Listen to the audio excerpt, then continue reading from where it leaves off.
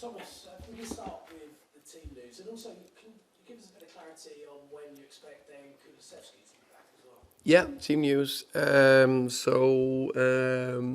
Destiny is better. Have trained with the team twice, full trainings and also other trainings. Just too short to be involved for City. We want him to train tomorrow and have another good week next week as well. So, but he's in a good place. It looks very positive about him. Biz will miss this game as well. No, Kulusevski is out. I think that's a longer one. I don't want to put a time frame on it. Yeah. Now, look, transfers your favourite subject, Thomas. Not too long left till you don't have to have any questions about them. But there's been a couple of scenarios this summer that have been played out very publicly. So Tottenham fans have seen what happened with Morgan Gibbs-White, and then as of very recently with Eberechi Eze now choosing to join another club. How much of a blow is it for you when you have targets and the club has targets that you want to sign and something doesn't quite happen and you can't get them over the line? I mean, in general, of course, you know, I don't speak about specific players unless they are at our fantastic club. Then I'm more than happy to speak about all our players. So that's one thing. Secondly, and there's been a lot of rumors linked a lot of players, also players I'm thinking, oh, he's been linked with us, oh, interesting. But a lot of times where there's definitely nothing in it. So that's part of the business we talked about before. There must be someone out there that thinks it's good fun to put the rumors out there. But anyway, there'll be a lot of links. There has been a lot of links. There'll be a lot of links in the future. And so just to generalize that, to make it very, very clear, I don't want any players that don't want to come to the club. They don't want to come to the club and wear this fantastic badge, then we don't want them here. I think that's very clear. And I'm also pretty sure that the fans will feel the same. If they don't want to put the fantastic shirt over their head, play for the badge, play for the club, really enjoy it, no problem. Then we don't want them there. So I think that's a key message.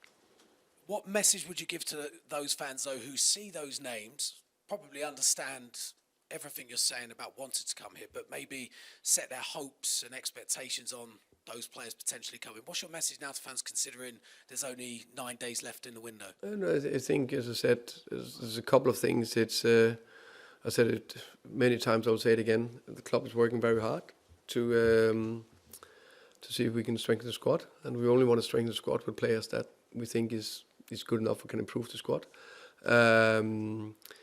So that's they've done from the beginning, and that we'll continue doing to the end of the window. And Thomas, look, you spoke about Richarlison quite a bit. You've been asked lots of questions on him. Started very well under you the first couple of games. There's still plenty of talk about where his future lies and whether he was included in a potential deal with another club to bring in a player. I'm trying not to mention any names right now. What's the message to him when there are rumours circulating or there is potential that he might be used to bring in some other players? What's the message to him? Because I'm sure you want him firing on all cylinders for you when you've got him. Right now, he's my starting 9. He's scored 2 fantastic goals. He had 2 top games. He's the Brazilian number 9. He's a very good player. So I'm very happy with him. Richie want to stay. I want to keep him. There's been no talks about anything else. He's done well for us. Thanks, Thomas. Okay.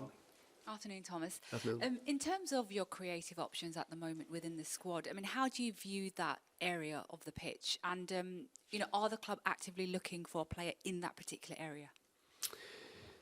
I think we just played the first game, scored 3 goals. So I think that was pretty promising. I know it's a long season and we need enough players and players with different abilities. I think in some of the players we have, Kudus, I think is got that spark and creativity. I think Wilson does it well. I think Matthijs Tel can play different positions. We've got 2 good strikers in Dom and Richie, and then Brennan, the deep runner. So I think we got how can you say, variation up the pitch. But again, we look out there, and if there's anything that can strengthen it, and that is in all areas, then we're open for it. Clean sheet last weekend, and of course you employed a back four last weekend. We saw a back five against PSG. In terms of your extensive experience of facing Manchester City and going to the Etihad Stadium, and really taking them down to the wire, because I think last season it was 2-1 to City in that game at the Etihad Stadium. What do you feel is the best approach to getting a result there and against City? I think I don't think there is a go-to system or go-to approach. That is something we are working hard on, of course, the way with our principles. I think the main thing is that we need to go there and be brave. We need to have enough spells on the ball where we can control phase 1 and 2. I think would be a big area.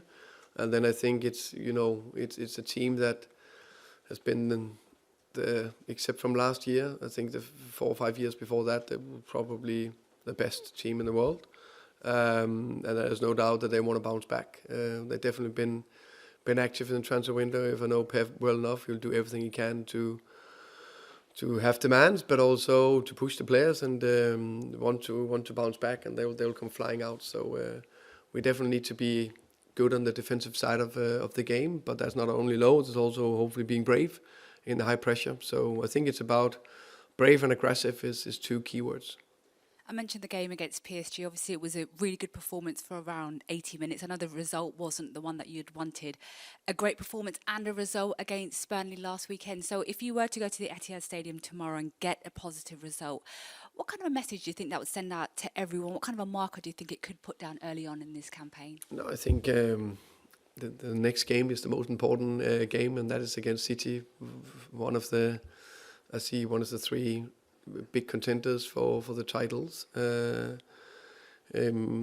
know they're a fantastic team with a fantastic manager. So to get a result there, but also with a good performance, that will just build a bit on the momentum and the bits we have here. So we are fully confident. We believe we can get a result there. That's what we're playing for. To be brave, but also extremely respectful about Manchester City. Thanks, Thomas. Thank you.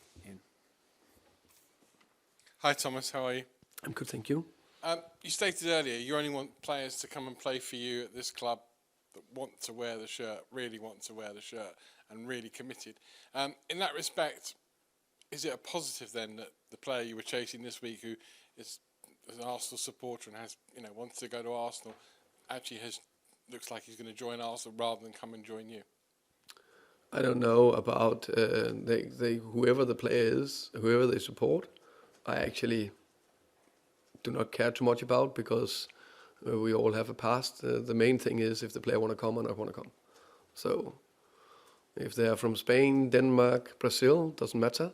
If they want to come, perfect. To that end, this summer you've high-profilely been chasing 2 players, one at Forest and one at Palace. Presumably that money is still there for you to spend in the next 10 days in whatever position on the pitch you feel you need to spend it on. Is that correct? The correct is that we are in the market, and we will look to see if we can strengthen the team. That's the main bit. And that's what we are focusing on. I think we need to have some good processes. We need to work hard to see if we can strengthen it. But again, I've said it before, I think we got a good squad. We got good players.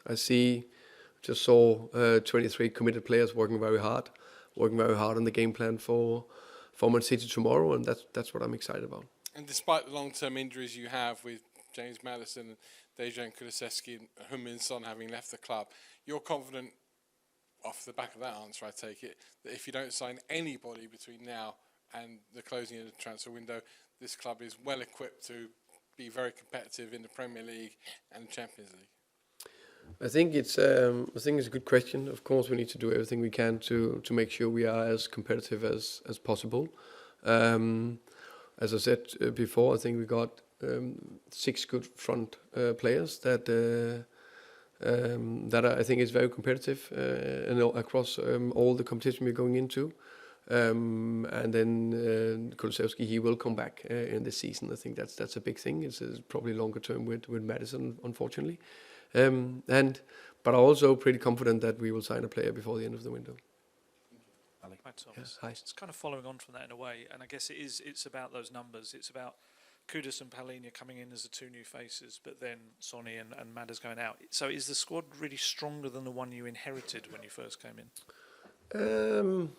You can say that's 2 players in, 2 players out, so probably pretty similar, I would say.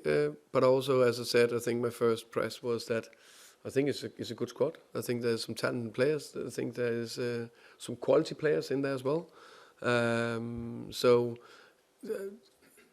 probably the same level, but I think that's good. And then it's up to me together with the players and the staff to make sure we can compete.